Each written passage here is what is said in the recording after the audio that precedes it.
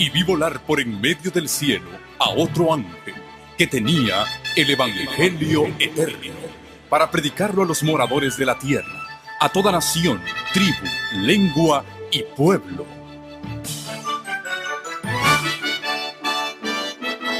Con ustedes su programa cristiano con temas bíblicos de actualidad. Un programa que trae al mundo la verdad presente. Este es el Evangelio eterno.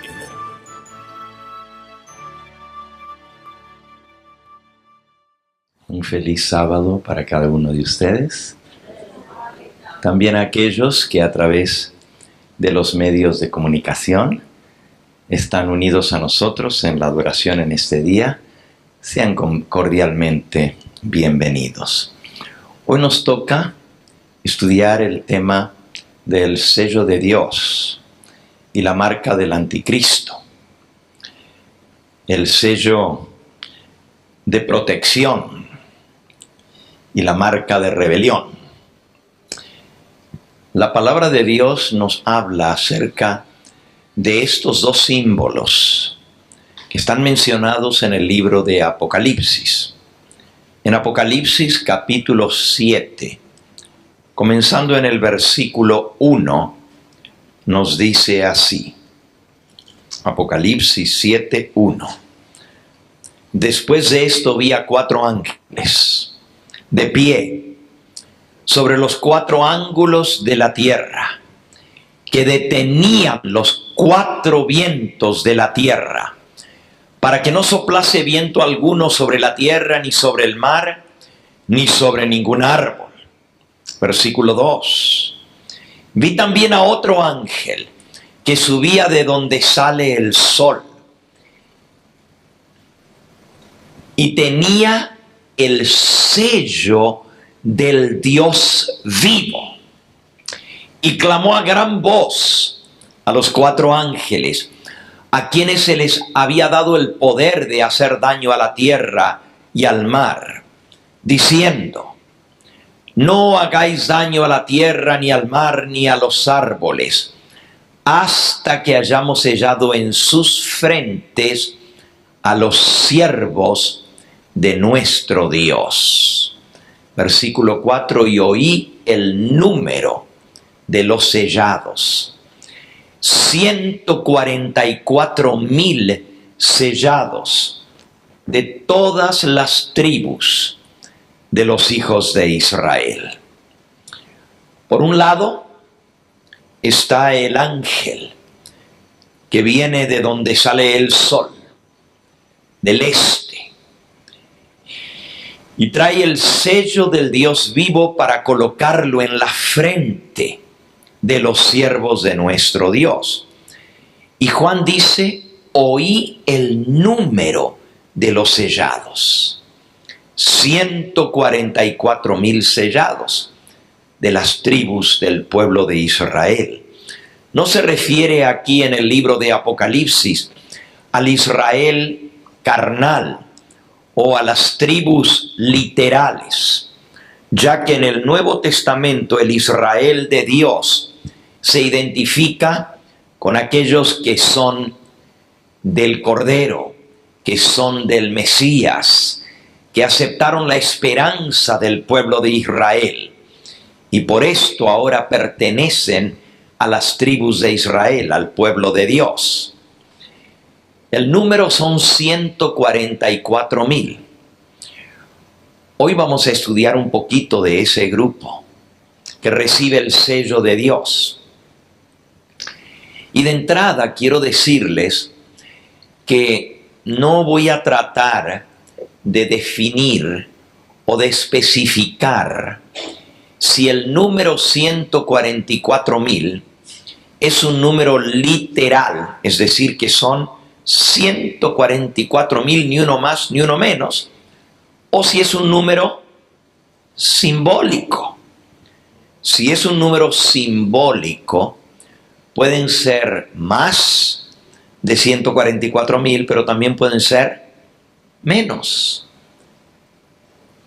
Mi propósito no es definir si el número es literal o es simbólico, sino más bien identificar quiénes son los 144,000, cuáles son sus características y cómo nosotros podemos recibir el sello de Dios en nuestra frente. Ese es un lado de la moneda, pero hay otro lado de la moneda. Apocalipsis capítulo 14, versículo 9, Dios amonesta a través del mensaje del tercer ángel diciendo: y el tercer ángel los siguió, diciendo a gran voz: si alguno adora a la bestia y a su imagen y recibe la marca en su frente o en su mano. Versículo 10. Este también beberá del vino de la ira de Dios, que ha sido vaciado puro en el cáliz de su ira, y será atormentado con fuego y azufre delante de los santos ángeles y del Cordero. Versículo 11, y el humo de su tormento sube por los siglos de los siglos, y no tienen reposo ni de noche ni de día los que adoran a la bestia y a su imagen, ni nadie que reciba la marca de su nombre. Aquí está el otro lado de la moneda. Por un lado, hay un grupo que va a recibir el sello de Dios en su frente. Y por otro lado, están aquellos que van a adorar a la bestia y a su imagen, y van a recibir la marca de la bestia en su frente o en su mano. Pero si ustedes notan, de este segundo grupo se lanza una tremenda amenaza.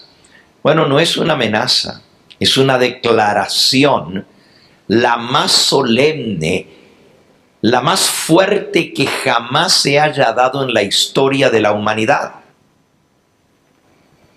There's never been a stronger condemnation than this.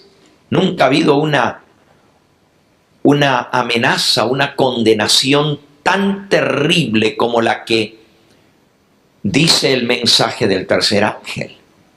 Que si alguno recibe la marca de la bestia y adora a la bestia o a su imagen, va a beber del vino de la ira de Dios. El vino de la ira de Dios se presenta en Apocalipsis capítulo 15 y 16, los capítulos que siguen, como derramado dentro de 7 copas que contienen las 7 plagas postreras. Y dice Apocalipsis 15:1 que en esas plagas postreras se consumaba la ira de Dios. Así que si alguno recibe la marca de la bestia, va a beber las 7 copas de la ira de Dios. Y según lo que leímos, van a ser derramadas sin mezcla de misericordia. Dice Apocalipsis 14, 9 y 10, beberá del vino de la ira de Dios, vaciado puro en el cáliz de su ira. Vaciado puro quiere decir que no está mezclado, no está diluido, está concentrado. A nosotros nos gusta escuchar del amor de Dios. Nos gusta escuchar de su misericordia, de su perdón, de su paciencia, su longanimidad. Porque Dios es bueno y para siempre es su misericordia. Pero también la paciencia de Dios tiene un límite. Y aunque no nos guste, la Biblia también habla de la ira de Dios. we would rather not hear about the wrath of God. No quisiéramos escuchar de la ira de Dios. Pero tan ciertamente como se habla del amor de Dios en la Biblia, ese mismo Dios que mandó a su Hijo unigénito para poder perdonar a la raza humana, es el mismo Dios que va a derramar las 7 copas de la ira de Dios sobre los habitantes de esta tierra. Y la razón para eso es porque los habitantes de esta tierra han rechazado su mensaje de misericordia. Han endurecido su corazón al arrepentimiento. Y llega el momento cuando Dios los deja librados a las consecuencias de su propia elección. La ira de Dios se manifiesta en 7 plagas consecutivas. Eso quiere decir una tras otra, pero también cumulativas.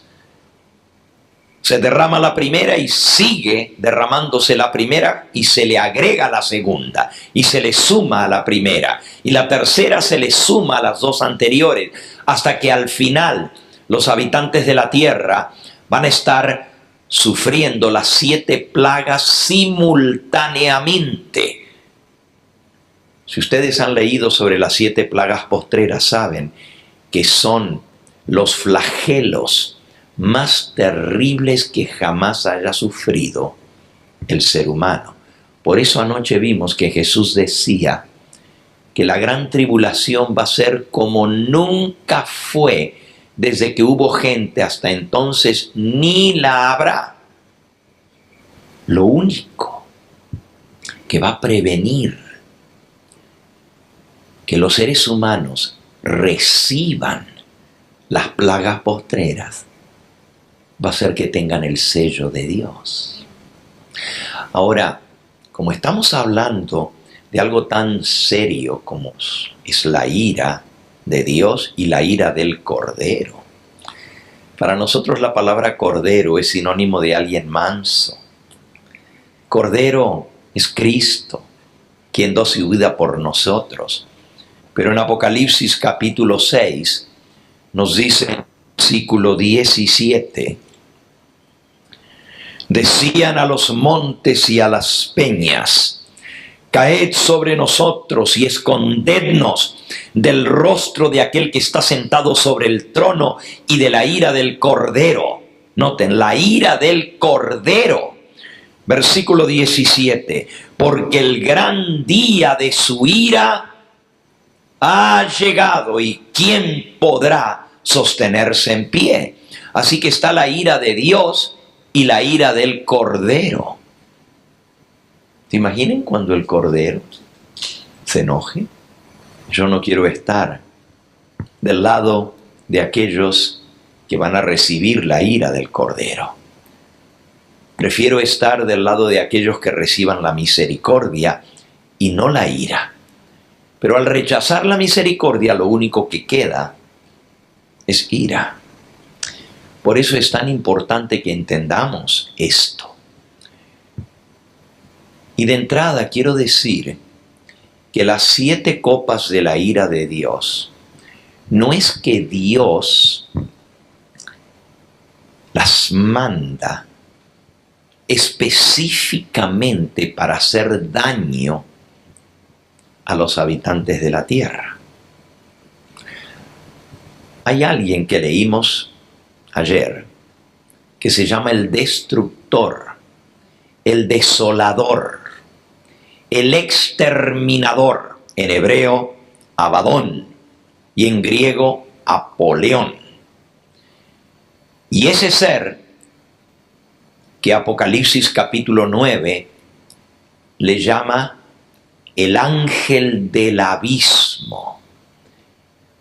Como aprendimos en estos días juntos, es la mano negra, el causante de todos los males, de todas las desgracias, de todas las calamidades, de todo lo malo y feo que viene en este mundo.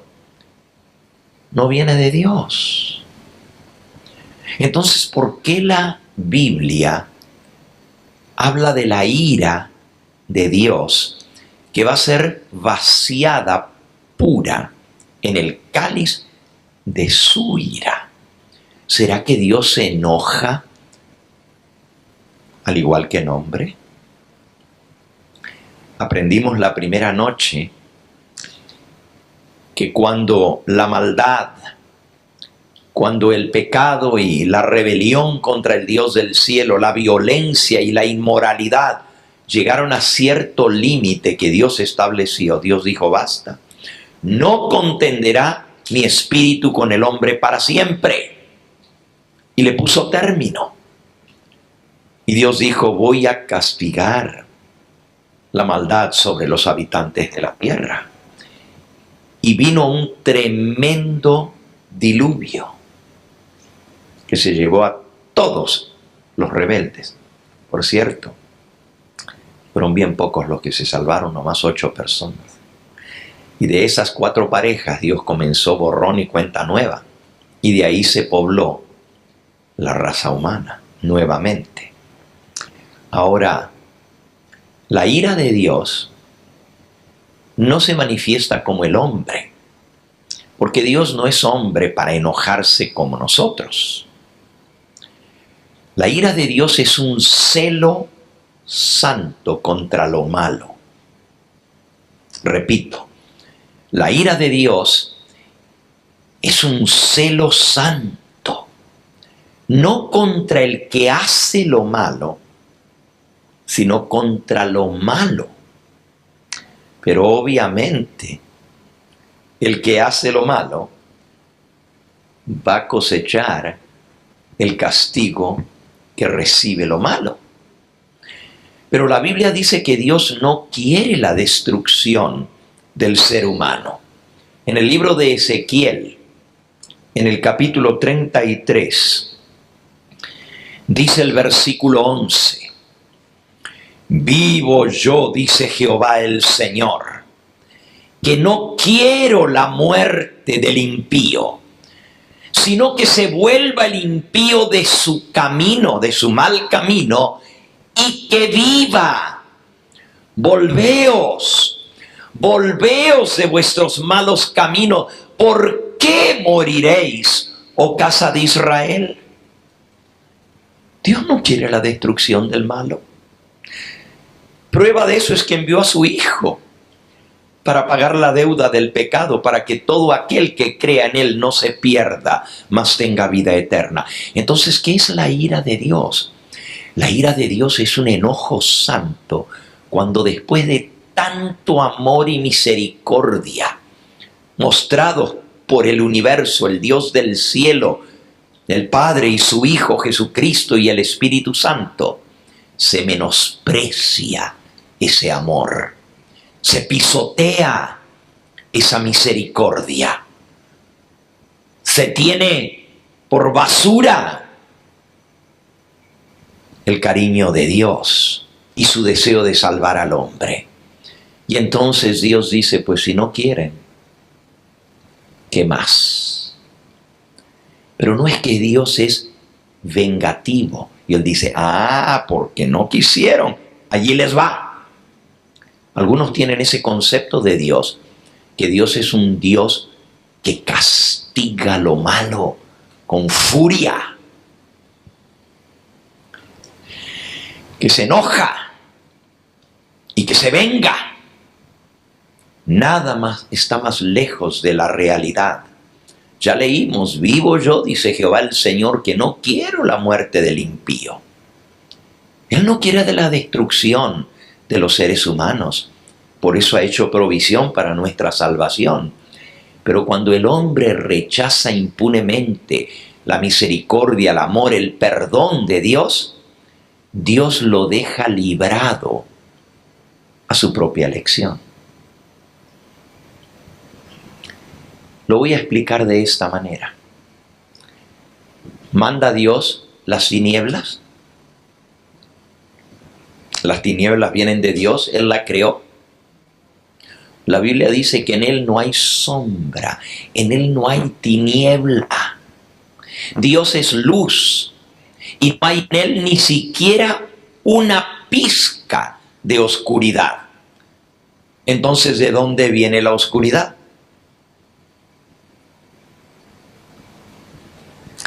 Es muy sencillo la respuesta. La oscuridad es la ausencia de luz. No es que Dios creó la oscuridad. Cuando se apaga la luz, cuando se quita la luz, lo que hay es nada. Y nada es oscuro.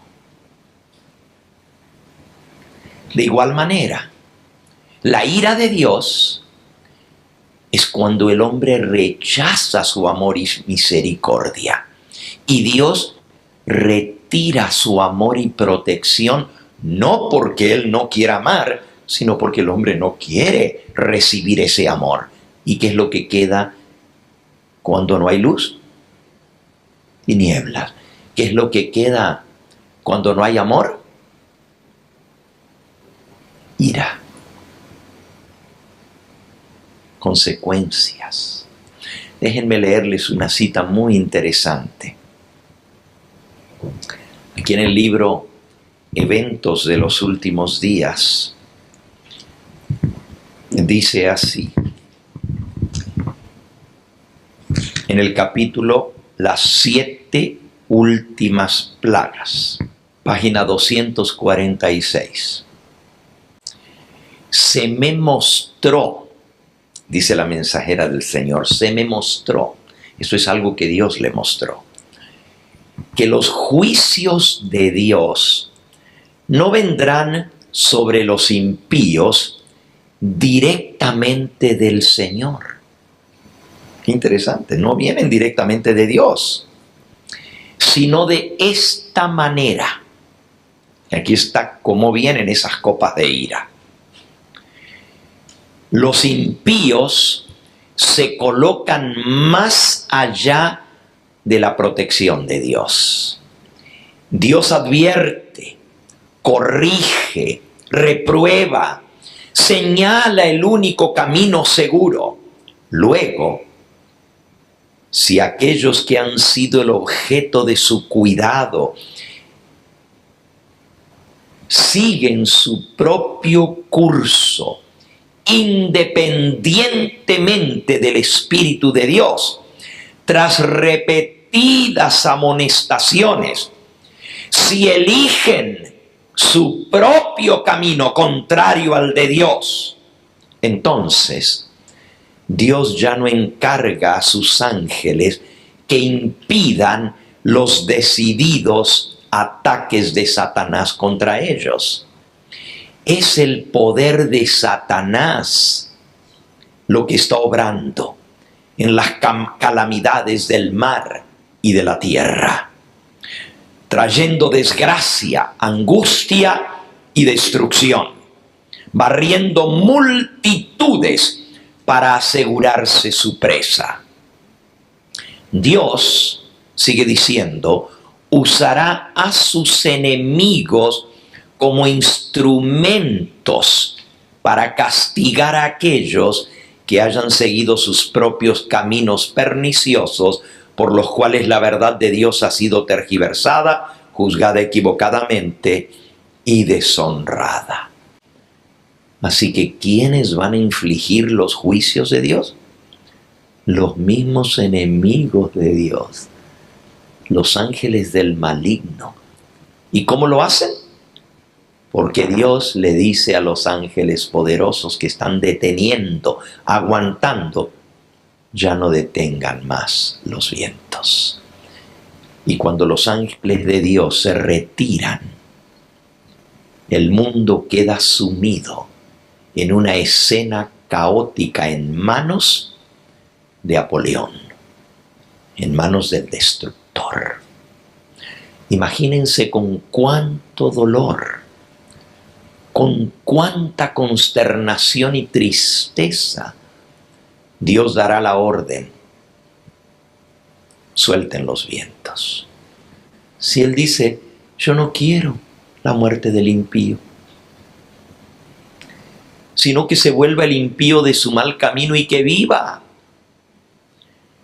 Pero llega el momento que Dios dice, ya no hay nada más que puedo hacer para tocar el corazón de los hombres. Ya he agotado todas las maneras.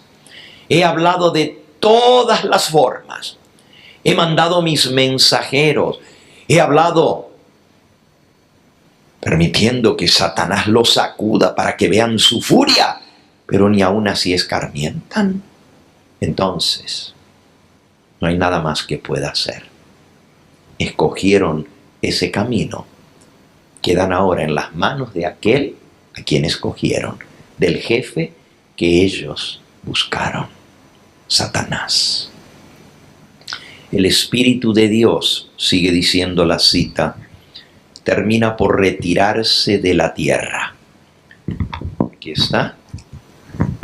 El Espíritu de Dios, página 246, insultado, rechazado, abusado.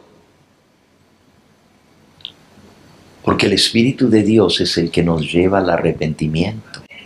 El Espíritu de Dios es el que actúa en nuestra conciencia, en nuestro corazón, mostrándonos que estamos mal. Jesús dijo, cuando venga el Espíritu que yo enviaré, Él convencerá al mundo de pecado. Él es el que trae convicción de que estamos mal. Pero cuando el Espíritu de Dios insultado, rechazado, abusado, es como cuando una esposa trata de suavizar a su esposo que la maltrata y le habla bonito y le habla bien y lo trata bien, y sin embargo el hombre se vuelve peor y más ella le suplica, más la abusa. ¿Qué pasa entonces? No queda otra, no hay otro remedio, no hay otro camino. Tiene que terminar separándose porque atenta contra su vida. De igual manera, el Espíritu Santo, cuando es rechazado, cuando es abusado, nos llama a la misericordia, nos llama al perdón. Y el ser humano sigue burlándose de Dios. Dios dice, está bien, no puedo obligarlos. Se retira. Y cuando la luz se va, lo que queda son las tinieblas. Tan pronto como el Espíritu de Dios termine por alejarse de esta tierra, se llevará a cabo la cruel obra de Satanás en tierra y mar. Lo que está aguantando ahora es porque el Espíritu de Dios todavía tiene una obra que hacer. O podríamos ponerlo como lo leímos al principio. El ángel que está sellando a su pueblo está haciendo su obra. ¿Y qué es el sello de Dios? Fíjense que estamos leyendo sobre el Espíritu Santo. Ese es el sello de Dios. El sello de Dios es el Espíritu Santo. Vamos a leerlo. Efesios, capítulo 4. Efesios, capítulo 4, versículo 30. No contristéis al Espíritu Santo de Dios, con el cual fuisteis sellados para el día de la redención. Así que el Espíritu Santo puede ser contristado. Lo podemos ofender. Lo podemos rechazar. Lo podemos abusar. Y finalmente el Espíritu Santo se contrista como toda persona que trata por todos los medios de mostrarnos su amor, y rechazamos, y rechazamos, y rechazamos, y más nos muestra su amor, peor tratamos a esa persona. Y así el Espíritu de Dios dice, está bien, ¿qué más puedo hacer? Y se retira. Ahora aquí dice, no contristéis al Espíritu Santo de Dios, con el cual fuisteis sellados para el día de la redención. Así que el Espíritu Santo es ese mensajero que viene de donde sale el sol, del este. Escuchen bien lo que estoy diciendo. A veces leemos la palabra ángel y nos imaginamos un ser con dos alas que viene volando y va a venir a poner una marca en la frente de los hijos de Dios.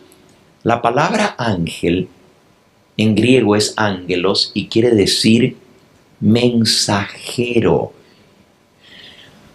Un go-between, mediador quiere decir la palabra malak en hebreo, malak.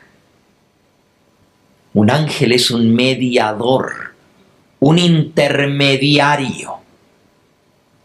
Y en este caso de Apocalipsis 7, vi a otro ángel que subía de donde sale el sol y tenía el sello del Dios vivo.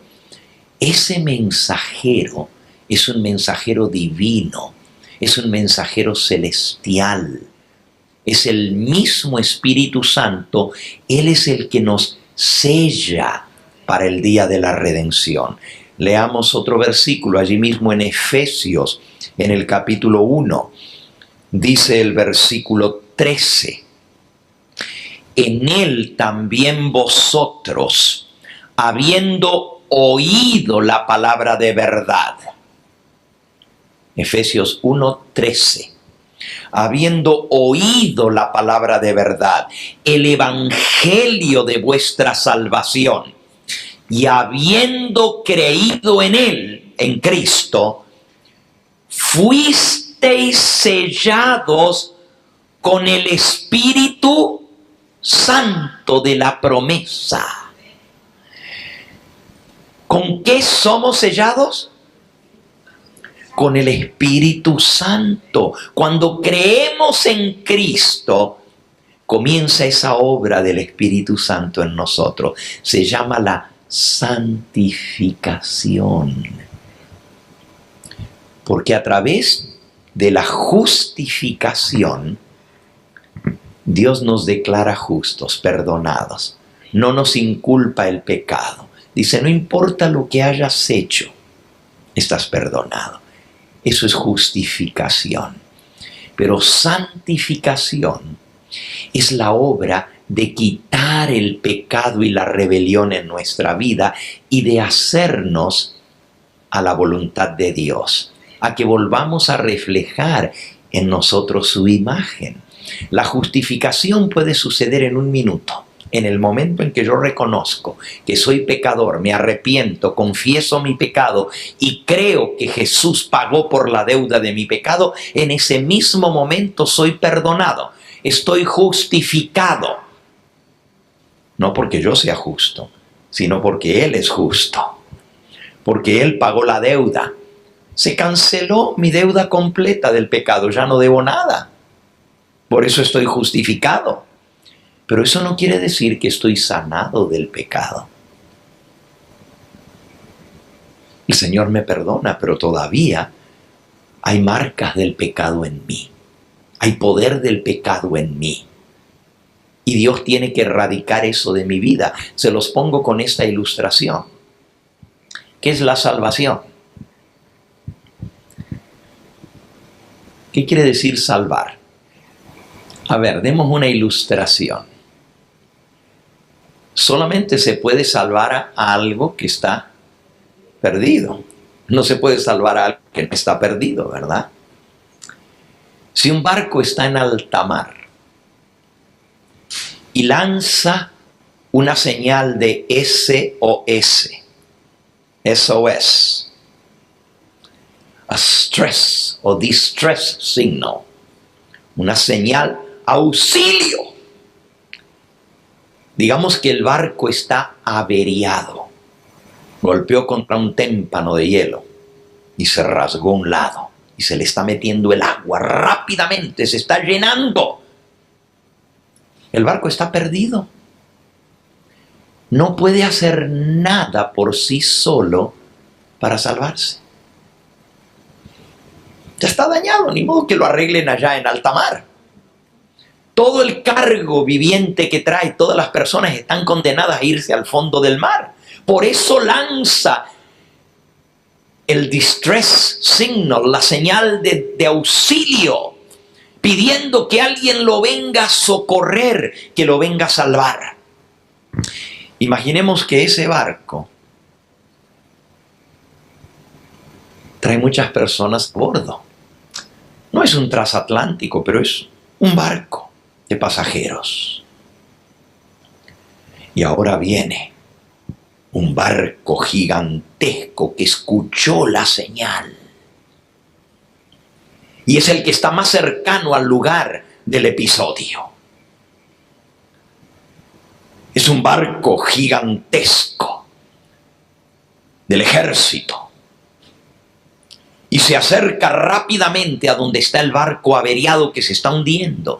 La gente ya está toda arriba de la plataforma más alta del barco, porque abajo ya se llenó de agua y se sigue hundiendo rápidamente, va subiendo el nivel del agua. Ya no tiene salvación por sí solo el barco.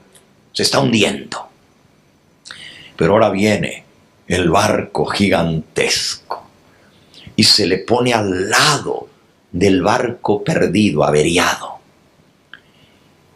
Y le lanzan unas cadenas gigantescas y atan al barco poderosamente al lado del otro, que es grandísimo. ¿Se sigue hundiendo?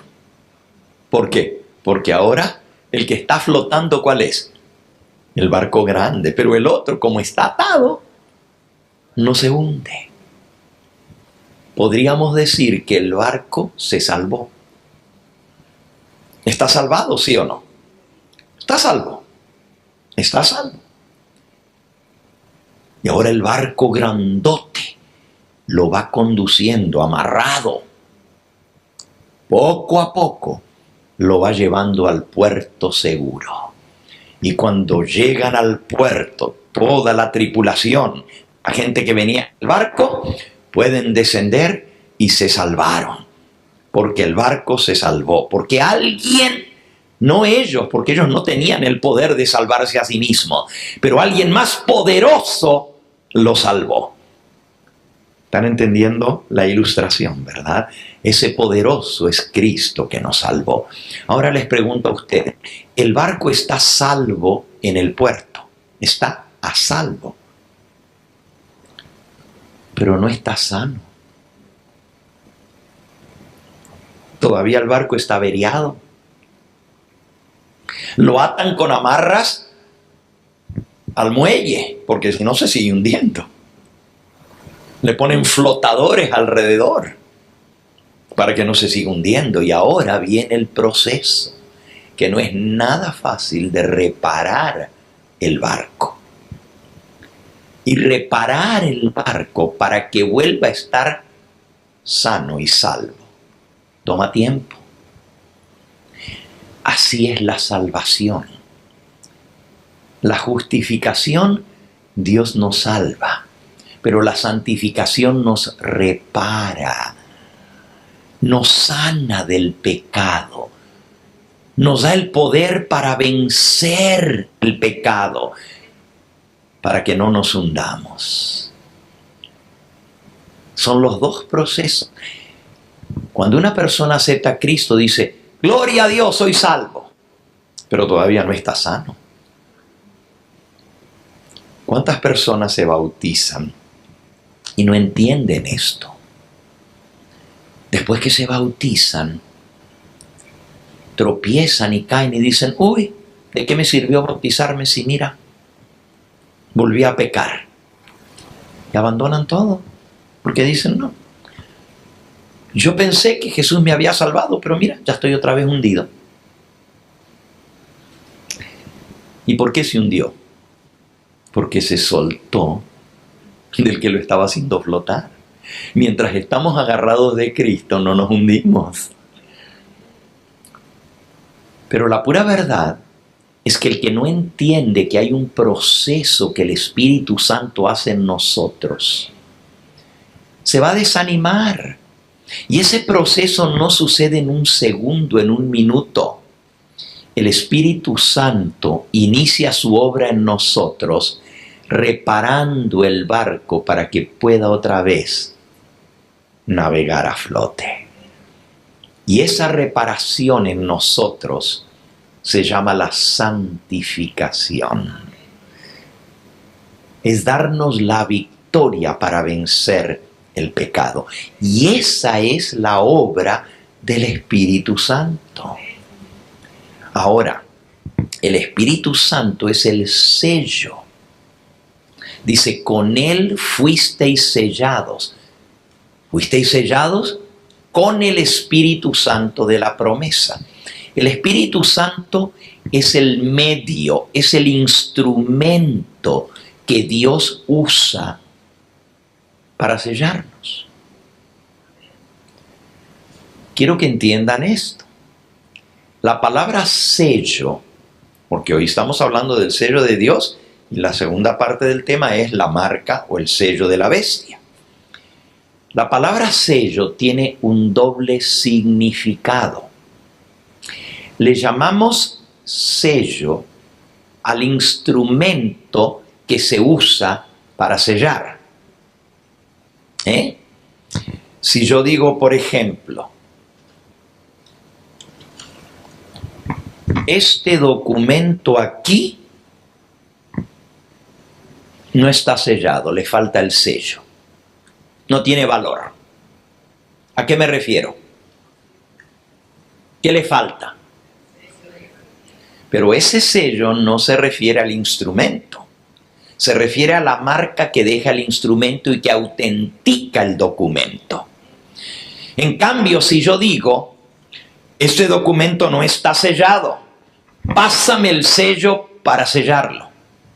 Ahora me estoy refiriendo al instrumento que se usa para colocar y autenticar el sello, el documento. El instrumento es el Espíritu Santo. Es el sello de Dios. Con Él fuisteis sellados. Fuisteis sellados con el Espíritu Santo de la promesa. Es decir, el Espíritu Santo es el que coloca el sello. Ahora, ¿para qué sirve un sello? Para dar validez a algo. Autenticidad. No tiene validez si no tiene el sello. De igual manera, la obra de Dios en nosotros no es válida si no tiene el sello. ¿Para qué más sirve un sello? Sí, darle validez de que es algo auténtico, pero ¿para qué más sirve un sello? Muy bien. El sello es un símbolo de que esto me pertenece. Por ejemplo, todos ustedes han visto cómo se marca o sella a los animales, al ganado. ¿Lo han visto? Algunos lo han visto, otros nomás en televisión lo han visto. Es tremendo. Está la marca, se pone al fuego hasta que se pone al rojo vivo. Se ata al animal, se lo sostiene y luego se le imprime eso sobre el cuero y le quema. Yo no quiero ni pensar el dolor que le debe causar eso al pobre animal, ¿verdad? Quemarle en su cuero un hierro candente. Pero ¿para qué lo sellan? ¿Para qué? ¿Nomás para hacerle doler al animal? ¿Para qué? Porque ese sello muestra a quién pertenece ese animal. Si se pierde, si lo roban y lo encuentran por allá, se sabe de quién es. De igual manera, el sello de Dios sirve para mostrar a quién pertenecemos. Yo, por ejemplo, mis libros, les pongo un sello que dice: este libro pertenece a Hugo Gambetta. ¿Por qué? Porque tengo muchos alumnos y a veces me piden prestados los libros y claro, a ellos se les olvida y a mí también, ¿verdad? Pero cuando ven que tiene el sellito, este libro pertenece a Hugo Gambetta, se acuerdan de devolverlo. Un sello sirve para mostrar a quién pertenece algo. El sello entonces es una señal de autenticidad de un documento, pero también es una señal de propiedad, que pertenecemos a aquel que nos selló, al Espíritu Santo. Somos de Él, somos mercadería de Él, porque Él nos compró con su propia sangre. Además, un sello es una marca. Cuando usted pone un sello o una marca, es para diferenciar eso de lo demás. Uno va pasando y dice: este no tiene la marca, este no es de esta categoría.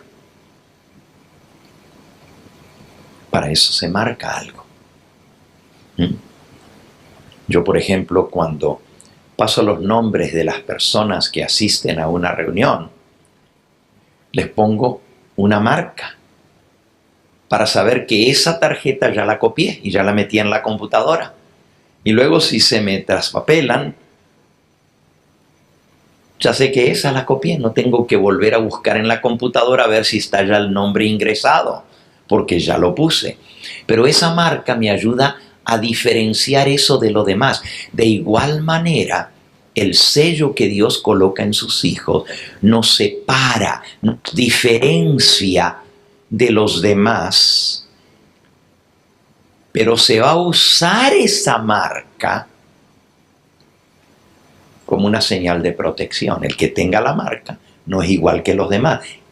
No lo toques. Vamos a leerlo. En el libro de Ezequiel, en el capítulo 9. Ezequiel, en el capítulo 9. Dice el versículo 4. Jehová le dijo: pasa por en medio de la ciudad, por en medio de Jerusalén, y ponles una señal en la frente a los hombres que gimen y claman a causa de todas las abominaciones que se hacen en medio de ella. Ponles una señal, una marca a los hombres que gimen y claman en Jerusalén. Jerusalén representa al pueblo de Dios, pero no todos los que estamos en Jerusalén vamos a ser marcados. La primera característica para recibir el sello de Dios es: no hay que estar de acuerdo con las abominaciones que se están haciendo en el pueblo de Dios. Ponles una señal en la frente a los hombres que gimen y claman a causa de todas las abominaciones que se hacen en medio de Jerusalén. Si Jerusalén representa al pueblo de Dios, la iglesia, quiere decir que dentro del pueblo de Dios están sucediendo cosas que Dios abomina. ¿Ustedes están de acuerdo con eso? Están pasando cosas aún dentro del pueblo de Dios, de Jerusalén, de la iglesia, que no están de acuerdo con la voluntad de Dios y que Dios abomina. ¿Sí o no?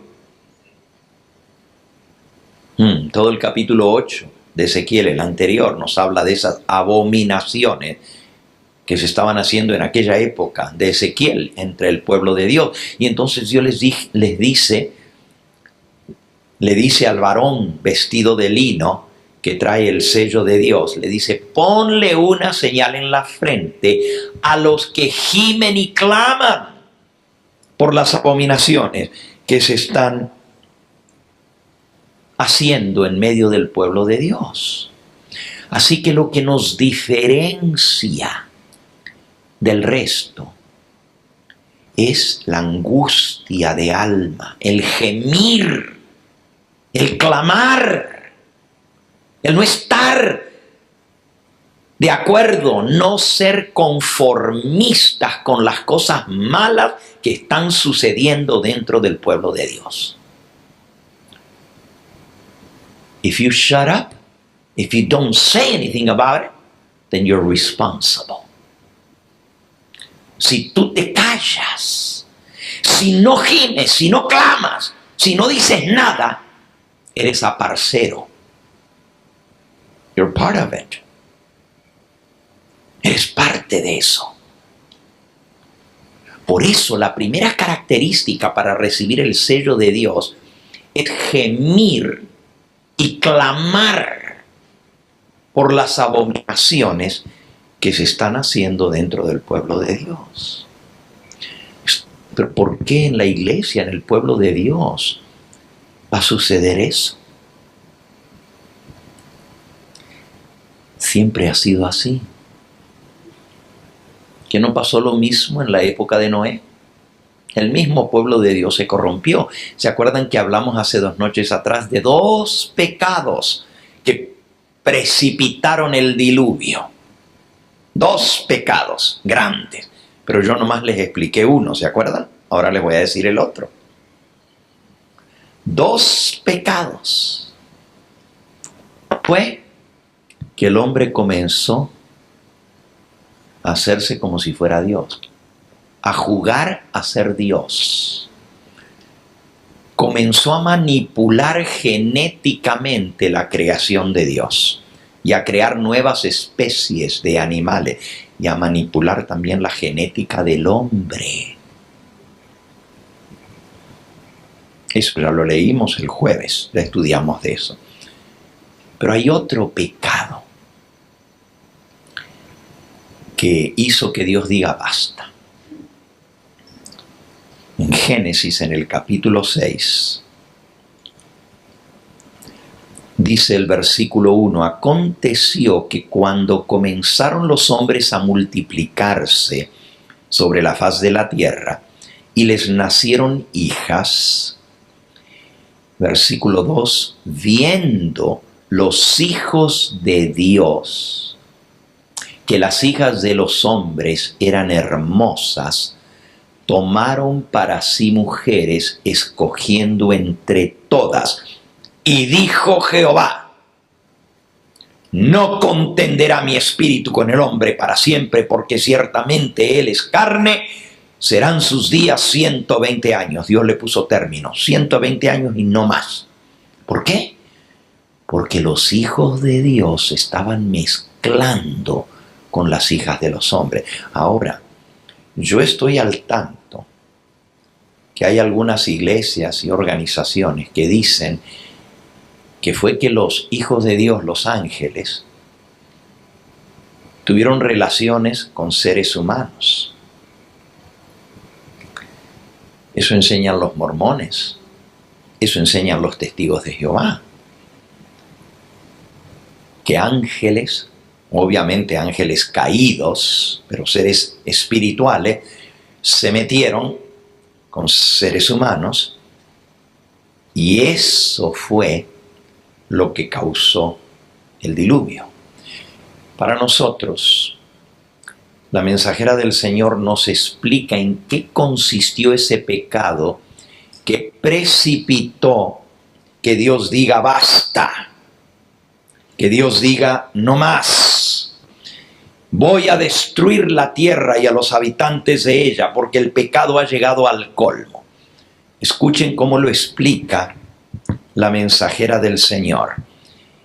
En el libro Patriarcas y profetas.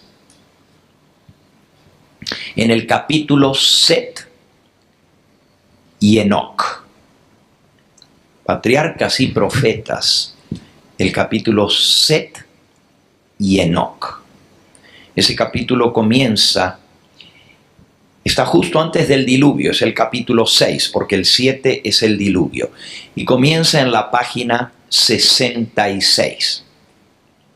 Les voy a leer cómo Elena de White explica ese texto que acabamos de leer en Génesis capítulo 6. Dice así: cuando Caín se rebela contra Dios, mata a su hermano y recibió la maldición de Dios, se retiró de su familia y se apartó de Dios. Eso está en el capítulo 4 de Génesis. Se retiró de la presencia del Señor, desechando la promesa del Edén restaurado para buscar riquezas y placer en la tierra maldita por el pecado. Y se destacó como un caudillo de la gran maldad, cabecilla de todos los rebeldes. Sus descendientes de Caín se distinguieron en todo lo referente al mero progreso terrenal, material, pero menospreciaron al Dios del cielo y se opusieron a sus propósitos hacia el hombre. Los descendientes de Caín, los rebeldes, esos eran los hijos de los hombres. Ahora los hijos de Dios. Sigue diciendo, los descendientes de Set, porque Abel había muerto, ¿verdad? Pero Dios le dio otro hijo a Adán y a Eva que se llamó Set, en lugar de Abel que había muerto.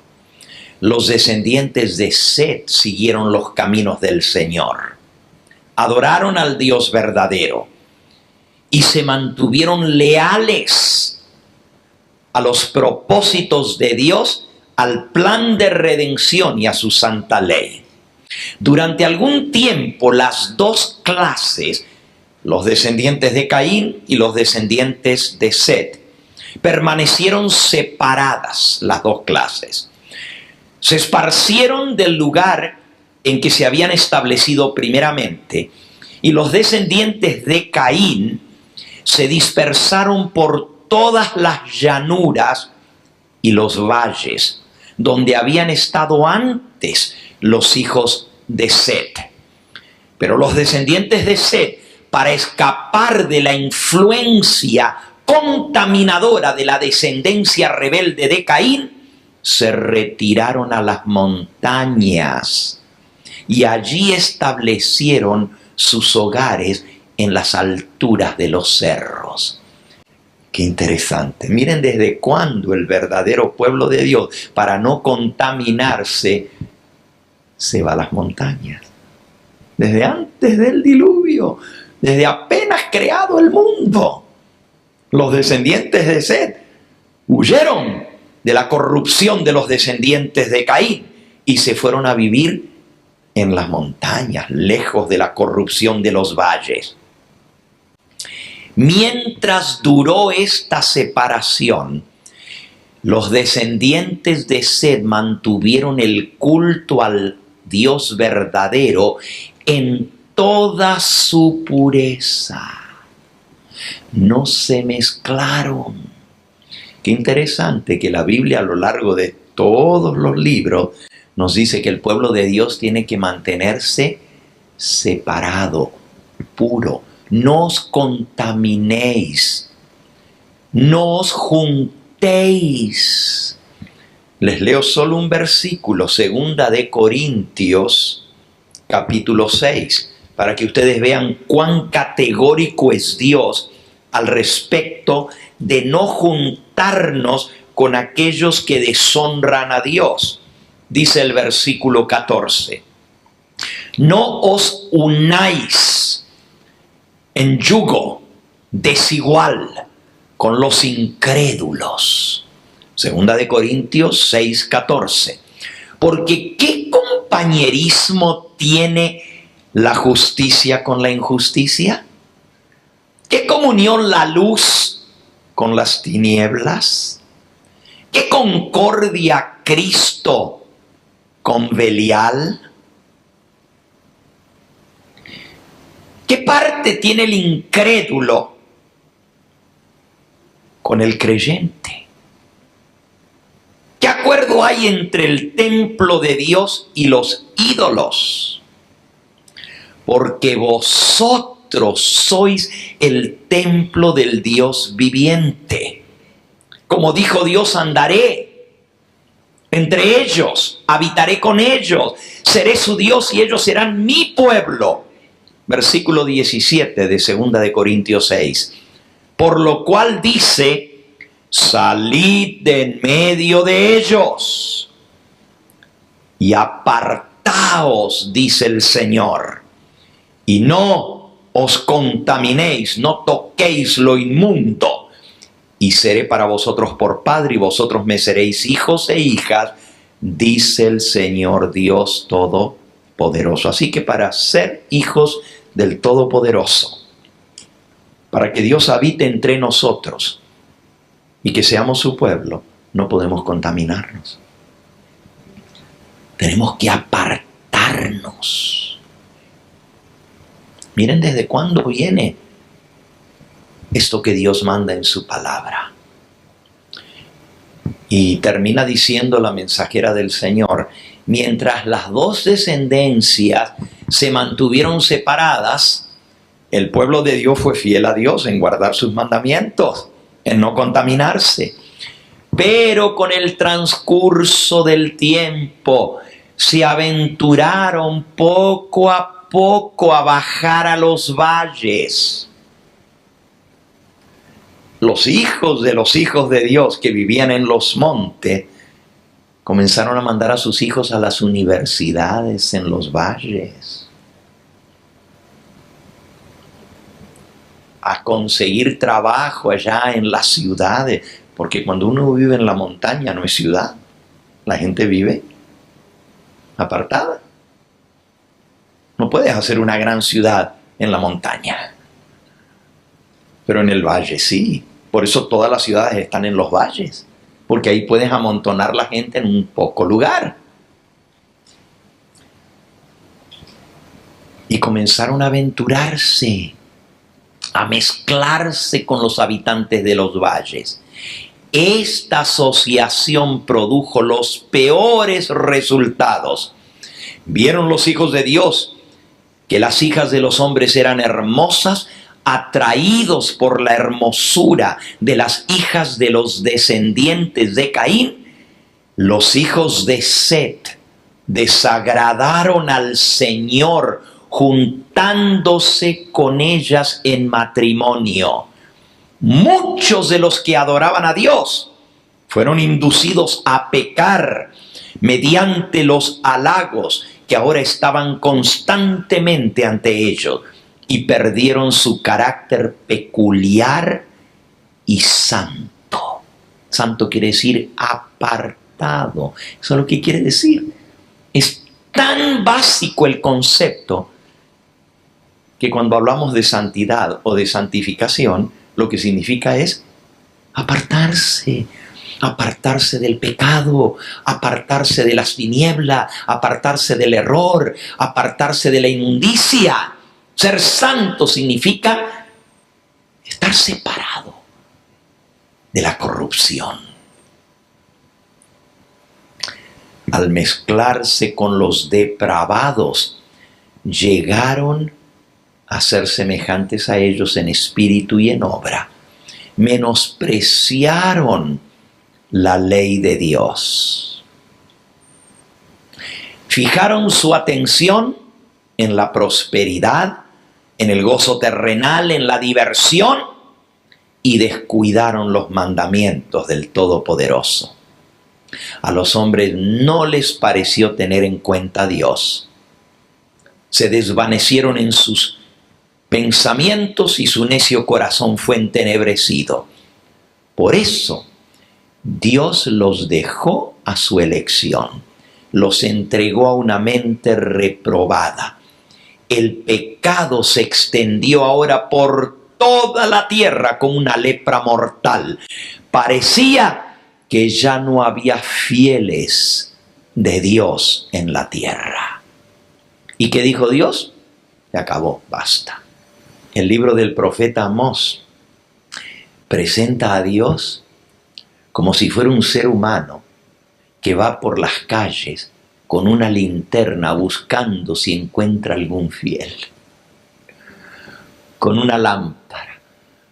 Y dice Amós, ¿será que ya no hay fieles en la tierra? ¿Será que todos han abandonado el camino del Señor?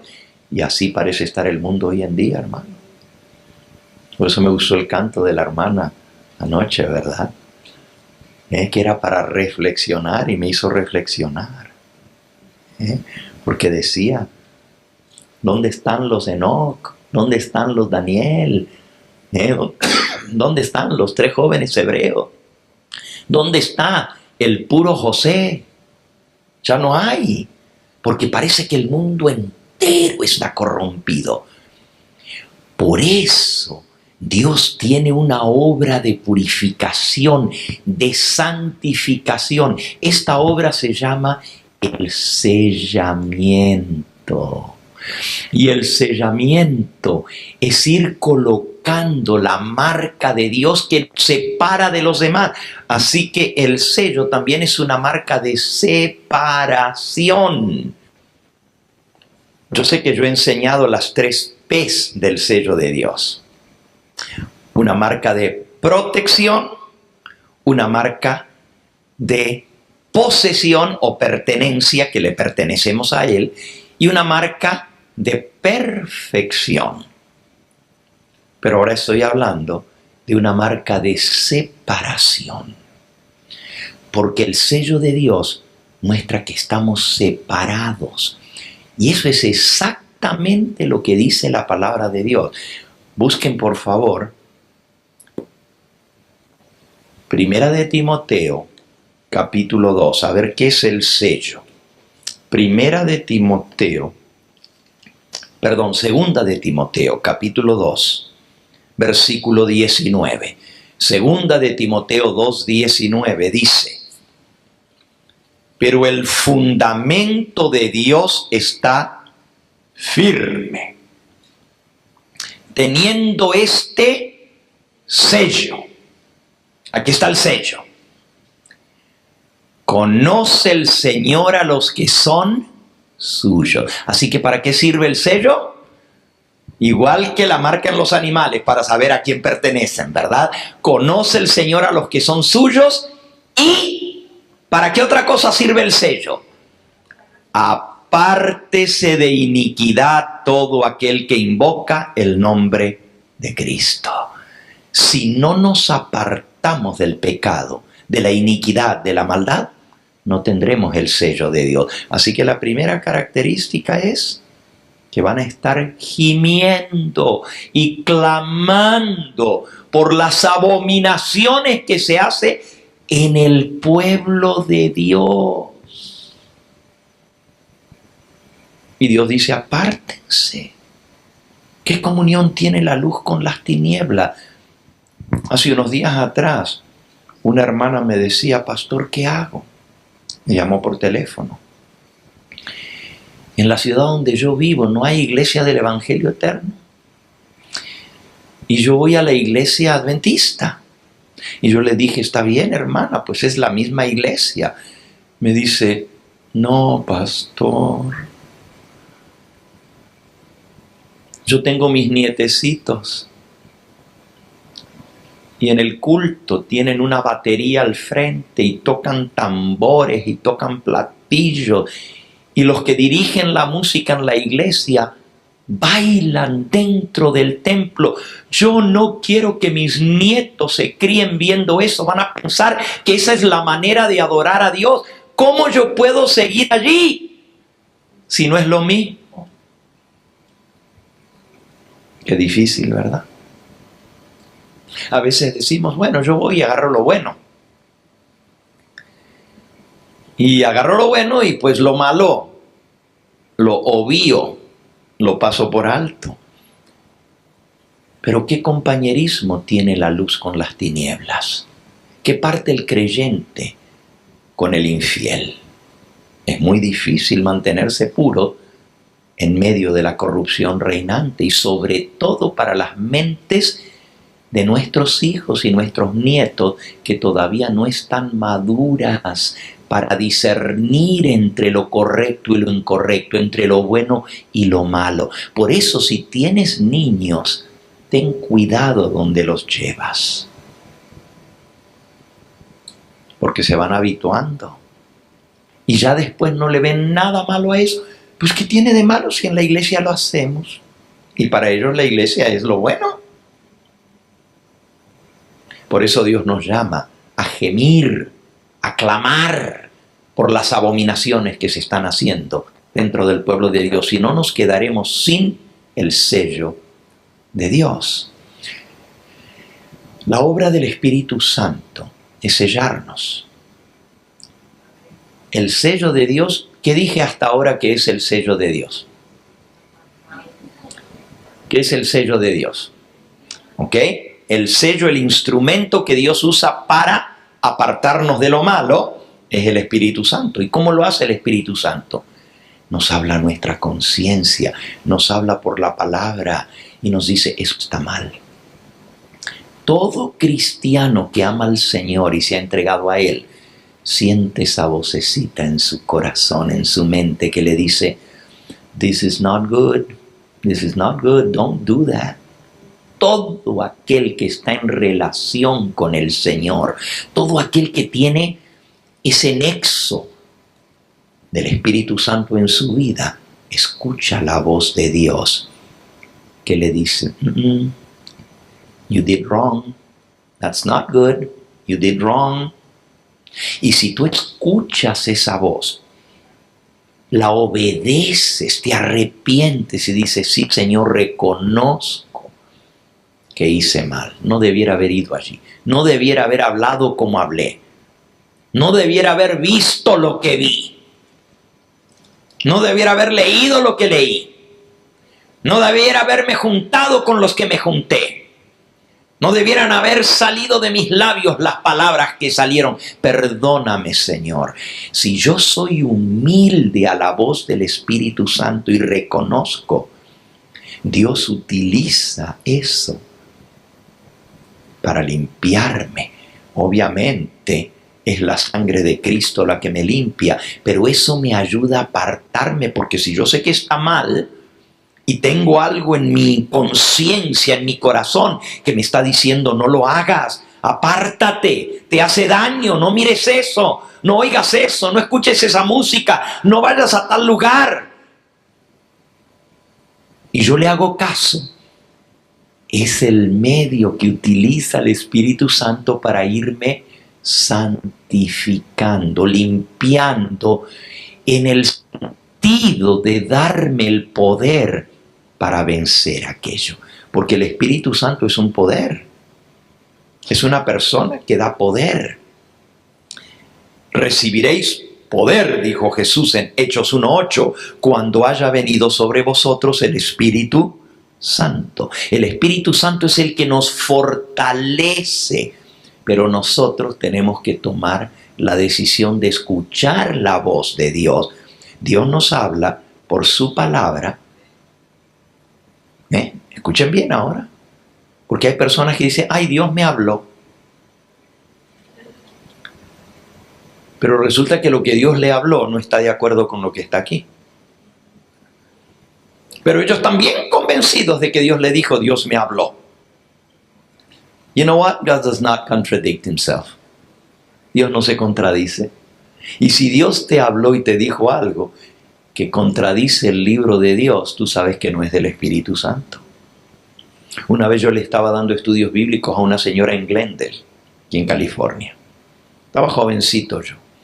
Y le mostré la verdad de la Biblia sobre el Shabbat, sobre el sábado. Y lo vio y lo leyó. Me dijo, yo nunca lo había visto.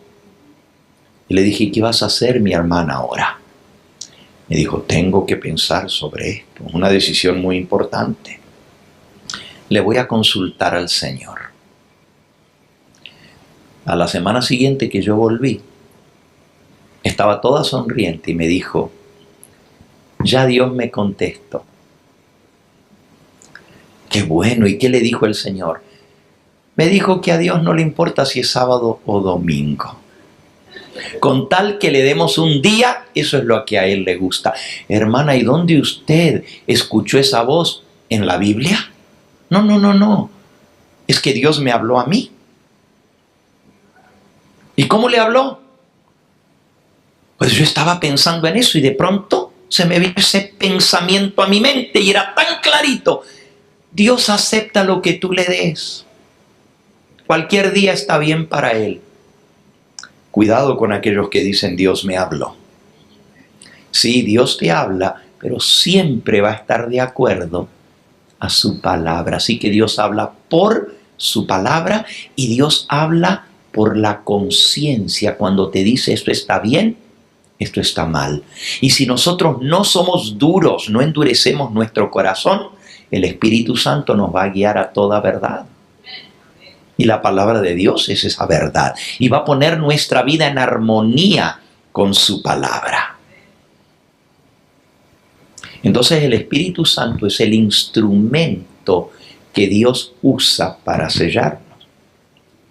En ese sentido es el sello de Dios. Pero ¿qué más dijimos que es el sello de Dios? Aparte de ser una marca que le pertenecemos a Él, aparte de ser una marca que muestra que somos de Él, que nos hemos entregado a Él, que nos selló para el día de la redención.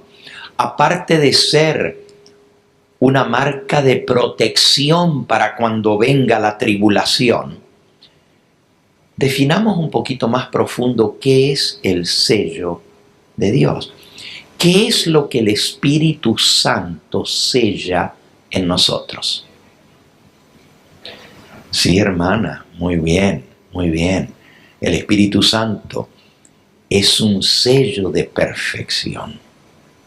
¿Qué es lo que el Espíritu Santo sella en nosotros? Recuerden que el término sello tiene dos acepciones.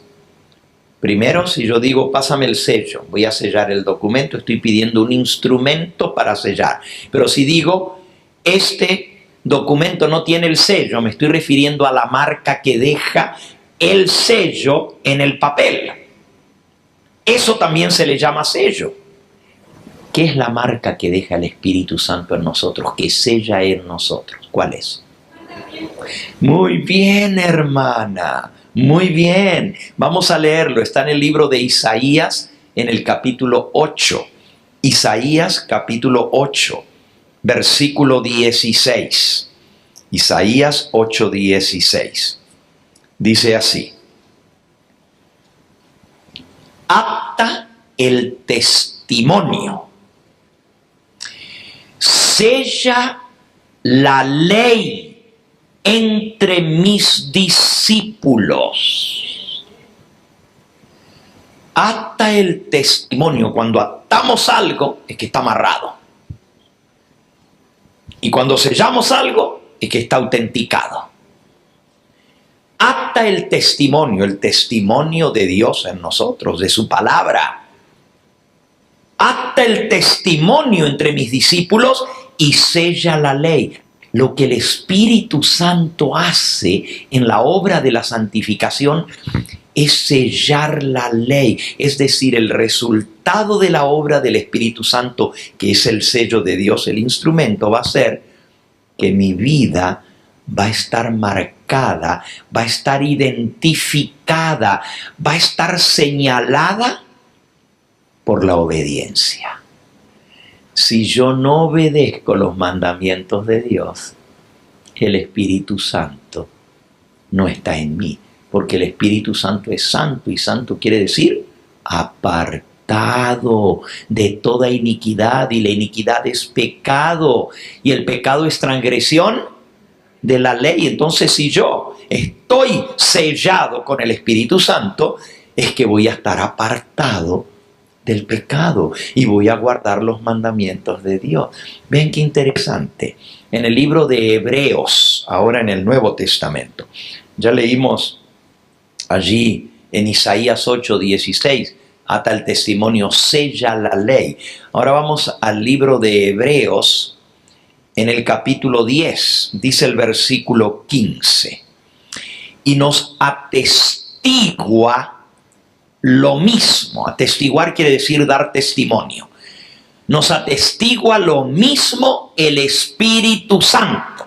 Ahora el que da testimonio es el Espíritu Santo, porque después de haber dicho, este es el pacto que haré con ellos después de aquellos días, dice el Señor, pondré mis leyes en sus corazones y en sus mentes las escribiré. Fíjense qué clarito lo que dice el Espíritu Santo. Este es el pacto de salvación que haré con ellos. Pondré mis leyes en sus corazones, las escribiré en su mente. Les hago una pregunta, esto ya es científico. Nuestro cerebro está dividido en varias partes. Le llamamos la mente al cerebro. ¿Cuál es la parte del cerebro que tiene que ver con los valores morales, con las decisiones de lo bueno y lo malo? ¿Cómo se llama esa parte del cerebro que tiene que ver con la moral? Una persona que no tiene moral es que no está afectado en esa parte del cerebro. ¿Cómo se llama? El lóbulo frontal. ¿Y saben dónde está el lóbulo frontal? Debajo de la frente. Aquí, directamente. Nomás tenemos la piel, después viene el hueso y después viene el lóbulo frontal. Aquí, todo el frente de nuestro cerebro es donde se sabe lo bueno y lo malo, donde se toman las decisiones de moral, de conducta. Voy a hacer esto, no lo voy a hacer. Ahí está la voluntad de hacer lo bueno o de hacer lo malo. Aquí. ¿Por qué creen ustedes que dice voy a escribirlos en la frente al sello de Dios? Se lo voy a poner aquí en la frente. Vean qué interesante lo que es el sello de Dios. Ahora, ya no refiriéndome al instrumento que es el Espíritu Santo, sino a lo que el Espíritu Santo sella en nosotros, que es su ley. Vean qué interesante cómo el Espíritu Santo concuerda a través de su mensajera en el libro Eventos de los Últimos Días, el capítulo titulado El Sello de Dios. Sello de Dios, capítulo 15. Tan pronto, página 223, tan pronto como el pueblo de Dios sea sellado en su frente, en el lóbulo frontal, no se trata de un sello o una marca exterior que pueda verse. La gente piensa que nos van a poner un brand, una marca aquí. No se trata de eso, dice aquí. No se trata de un sello, una marca exterior que pueda verse, sino de un afianzamiento en la verdad, tanto intelectual como espiritualmente, de modo que los sellados son inconmovibles, no los pueden mover para hacer lo malo. Tan pronto como el pueblo de Dios sea sellado, vendrá el zarandeo, pero no los va a poder sacudir. Ah, mis hermanos, entonces, ¿qué es el sello de Dios? Es un afianzamiento en la verdad. Y los conceptos de verdad, los conceptos de justicia, los conceptos de moral, todos están sellados en el lóbulo frontal. Aquí, donde el Espíritu Santo nos habla, la conciencia. Aquí se decide lo que hacemos. Y aquí es donde Dios fortalece la voluntad. It's called in English the power of the will. El poder de la voluntad para hacer lo bueno. Entonces el sello de Dios tiene que ver con un afianzamiento. You're confirmed. You're stable. Estás fundamentado. Echaste raíces y ya no te arrancan el árbol. Eso es lo que significa. La verdad ha tomado posesión de tu ser, de lo que piensas y de lo que haces, de tal manera que nadie te puede sacar. No te pueden sacudir. Bueno, te pueden zamarrear, pero no te pueden arrancar. No. ¿Se acuerdan de Daniel y sus 3 compañeros? Los amenazaron con la muerte, echarlos en un horno de fuego. Y dijeron, ¿sabes qué? Pero te voy a dar una oportunidad más, dijo el rey Nabucodonosor. Te vamos a tocar la música otra vez. Lo único que tienen que hacer es postrarse y adorar la imagen. Y contestaron los 3 jóvenes hebreos, no hace falta que te respondamos sobre este asunto. Ya la decisión está tomada. No adoraremos la imagen ni adoraremos a un Dios falso, porque adoramos al Dios verdadero. Al Señor tu Dios adorará, solo a Él servirá. Así que el sello de Dios tiene que ver con un afianzamiento, con un establecimiento en la verdad de Dios. Y esa es la obra del Espíritu Santo, el que convence. Entonces el Espíritu Santo nos va moldeando, nos va formando, va formateando el disco duro. Aquí, a través de todas las experiencias por las cuales pasamos y las decisiones que tomamos, el Espíritu Santo nos va fortaleciendo para hacer la voluntad de Dios. Ese es el sello de Dios. Algunos dicen, pastor, pero ¿no es el sábado el sello de Dios? Pues obviamente es parte de la voluntad de Dios. Y el sábado se va a constituir en esa señal visible en el tiempo del fin. Bueno, hoy vamos a dejar ahorita aquí lo que es el sello de Dios. Solo voy a terminar con las características de los que reciban el sello de Dios. Solo les di la primera, ¿verdad? Que van a estar gimiendo y clamando por todas las abominaciones.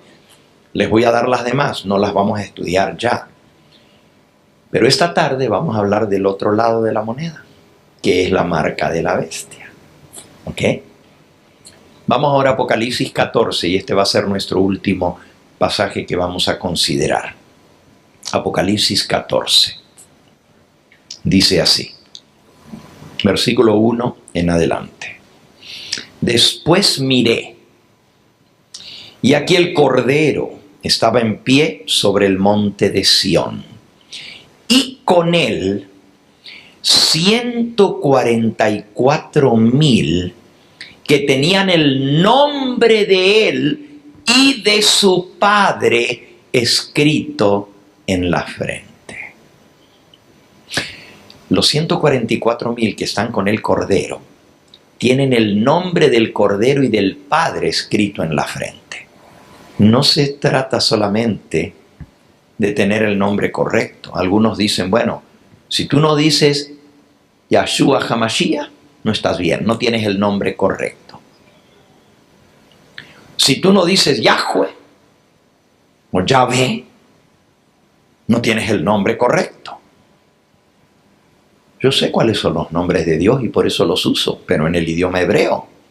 Sin embargo, tener el nombre de Dios es lo que ese nombre representa en tu vida. ¿De qué te sirve mencionar el nombre de Dios como que fuera un talismán, como que fuera una palabrita mágica, si tu vida no está en armonía con lo que ese nombre representa. Escúchalo bien. ¿De qué te sirve decir Yahshua, Yahshua? Pero tu vida no está salvada por Yahshua.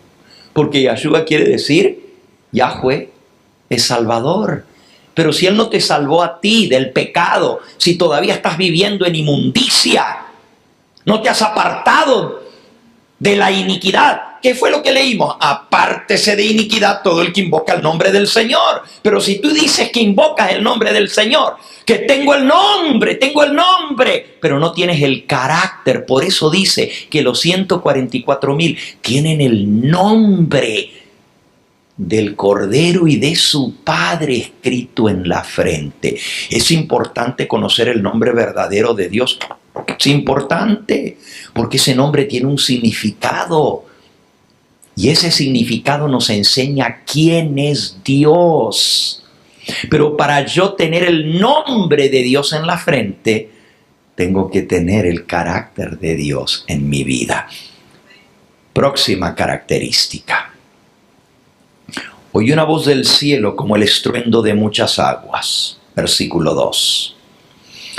El sonido de un gran trueno. La voz que oí era como de arpistas que tocaban sus arpas. 3. Y cantaban un cántico nuevo delante del trono, delante de los 4 seres vivientes y de los ancianos. Y nadie podía aprender el cántico sino aquellos 144,000 que fueron redimidos de entre los de la tierra. Ahí está la otra característica. Cantan un cántico que nadie más va a cantar. ¿Y por qué nadie puede aprender ese cántico? Solo los 144,000. Sencillo, porque es el cántico de su experiencia, es el cántico de su vida, y nadie puede cantar lo que tú no viviste, lo que tú no pasaste. Es la experiencia de cómo el Señor te redimió, cómo Él hizo su obra de redención en tu vida. Alabado sea su nombre. Así que el cántico que nadie puede cantar es el cántico de su propia experiencia. Sigo leyendo. 4. Estos son los que no se contaminaron con mujeres, sino que son vírgenes. Oh, qué característica tan interesante. No se contaminaron con mujeres porque son ¿qué? Vírgenes. Una vez un hermano, me lo encontré, me dijo: pastor, ya no puedo ser de los 144,000. ¿Y por qué, hermano? Porque ya me casé, ya me contaminé. No entendía lo que quería decir, ¿eh? No entendía. No se contaminaron con mujeres, quiere decir las mujeres que menciona Apocalipsis en el capítulo 17 y versículo 5. Las rameras, la madre y las hijas. Es decir, no se contaminaron con las doctrinas falsas de Babilonia. La mujer grande, la ramera, la prostituta y sus hijas, que son iguales que la madre, de tal palo, tal astilla. Los 144,000 tienen una fe pura. Ser vírgenes significa que son puras. Tienen una fe pura. No se contaminaron con mujeres. Estos fueron redimidos de entre los hombres como primicias para Dios y para el Cordero. Las primicias son el primer fruto de la cosecha. Pero siempre las primicias nos indican que viene una cosecha más grande detrás. Las primicias son los primeros granos. Los 144,000 son las primicias de la gran cosecha de redimidos. Versículo 5. Estos son los que siguen al Cordero por doquiera que va, y en sus bocas no fue hallada mentira, pues son sin mancha delante del trono de Dios. Esta es la característica más difícil de todas. Para tener el sello de Dios, hay que estar sin mancha. ¿Saben lo que es eso? Sin mancha delante del trono de Dios. Hay que ser santos. ¿Será que eso se puede lograr en esta vida? ¿Será que se puede vivir sin mancha? Cristo dijo que sí. ¿Qué dijo Él? Amén, amén. También Él dijo, sed pues vosotros perfectos, como vuestro Padre que está en los cielos es perfecto. Y nuestro versículo que estudiamos el jueves, de Primera de Juan 3, decía, todo el que tiene esta esperanza en Él se purifica a sí mismo, así como Dios es puro. Si tenemos la esperanza de verle venir en gloria, tenemos que purificar nuestra vida. No lo podemos hacer nosotros por nosotros mismos. Esa es la obra del Espíritu Santo, de expulsar el pecado de nuestra vida. Saben que a nosotros por naturaleza nos gusta lo malo. Nos gusta. Porque si no nos gustara, no lo haríamos. Somos como la puerquita. Por más que la laves y la perfumes y le pongas moños, la sueltas y se va al chiquero. A revolcarse en el cieno otra vez, porque es su naturaleza. Y así los seres humanos tendemos hacia lo malo. Por eso necesitamos un cambio en nuestra vida y solo Dios puede hacer el milagro de transformarnos. Cristo dijo, necesitas nacer de nuevo. El que no naciere del agua y del Espíritu no puede entrar al reino de los cielos. Y nacer del Espíritu Santo es una transformación completa, es un milagro que Dios hace. Quiera el Dios del cielo ayudarnos a entender lo que significa ser parte de ese grupo especial. Esta tarde vamos a seguir justo antes de la Santa Cena. La Santa Cena es a las 5, creo, según el programa. Una horita antes vamos a terminar este tema de cómo tener el sello de Dios en nuestra vida y cómo evitar recibir la marca de la bestia. La gente dice, es que el sello de Dios es el sábado y la marca de la bestia es el domingo. Pero Elena de White dice que no todos los que guardan el sábado van a ser sellados. Y también dice que no todos los que guardan el domingo tienen la marca de la bestia. Vamos a entender esta tarde cómo recibir el sello de Dios. Yo te invito a que tú le permitas al Señor entrar en tu vida y por su Espíritu Santo transformarte, hacerte una hija o un hijo obediente a nuestro Dios. Hay un canto que dice, al andar con Jesús en su fúlgida luz, obedezco por fe. Y voy a invitar al hermano que ha de entonar este himno ahora, a que pase aquí adelante y nos eleve al trono de gracia con este hermoso himno que resume lo que hemos visto en esta hora.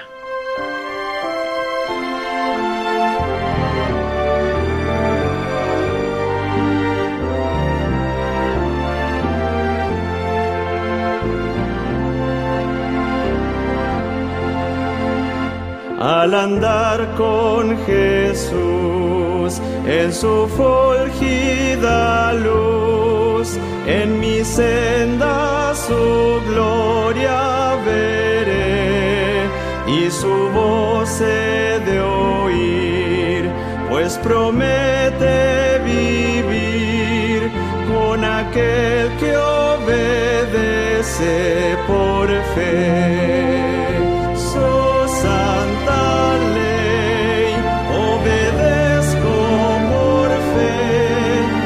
Feliz para siempre con Jesús estaré.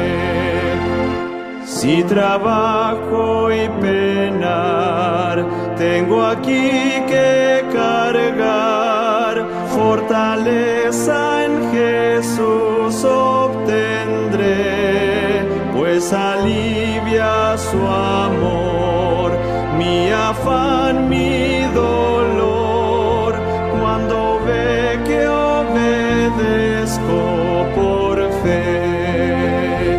Su santa ley obedezco por fe, y feliz para siempre con Jesús estaré. Nunca pude saber de su amor el placer, hasta que todo a Cristo entregué. Su bondad, su favor, su poder redentor, goza aquel que obedece por fe. Su santa ley obedezco por fe, y feliz para siempre con Jesús estaré.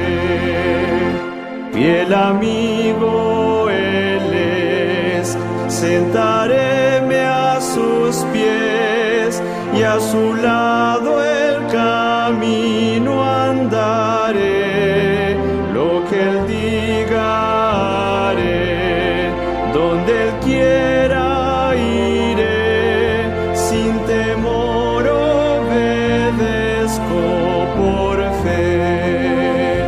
Su santa ley obedezco por fe, y feliz para siempre con Jesús estaré.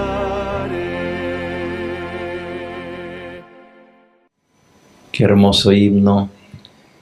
Resume lo que hemos visto. Si caminamos con Él, si nos agarramos de su mano, si escuchamos su voz y obedecemos esa voz, Él nos va a santificar por su Espíritu Santo, para que un día podamos tener ese sello de perfección, que significa que hemos vencido toda tentación del maligno, toda debilidad carnal, todo pecado en nuestra vida, todo defecto de carácter, para así poder tener el nombre de Dios escrito en nuestra frente. Vamos a ir de rodillas para orar en esta hora y pedirle al Señor que haga esa obra en nosotros. Padre Santo, Dios nuestro, al ver los requerimientos de tu palabra, decimos: ¿quién es suficiente?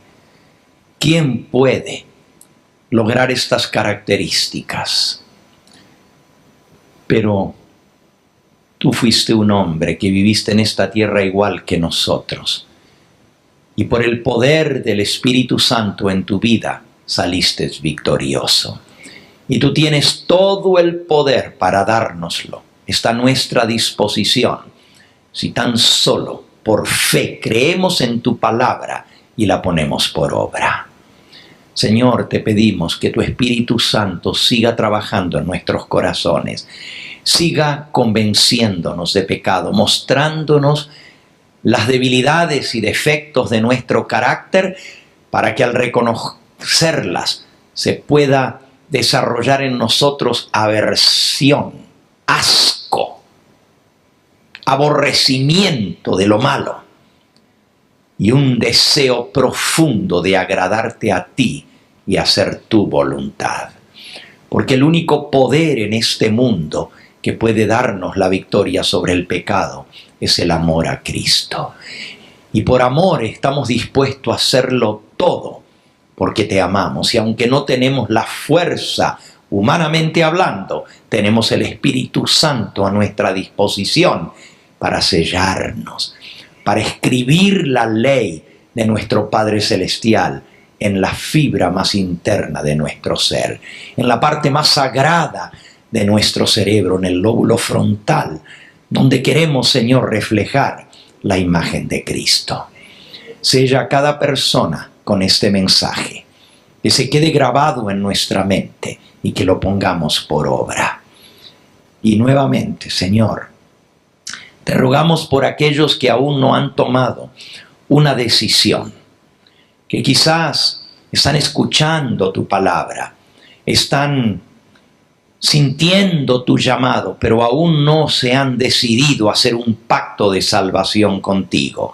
Ya sea que estén aquí presentes en esta hora, ya sea que nos estén escuchando a través de los medios de comunicación, donde quiera que estén, Señor, que tu Espíritu Santo los redarguya y que los lleve a tomar decisiones firmes para vida eterna.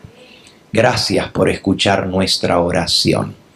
Lo pedimos todo en ese nombre que es sobre todo nombre, en el nombre precioso de nuestro amado Salvador, el Señor Jesucristo, Yahshua HaMashiach. Para Él sea la gloria y la honra por los siglos de todos los siglos. Amén, Señor. Amén. Este fue el Evangelio Eterno, su programa cristiano de actualidad bíblica, trayendo al mundo la verdad presente.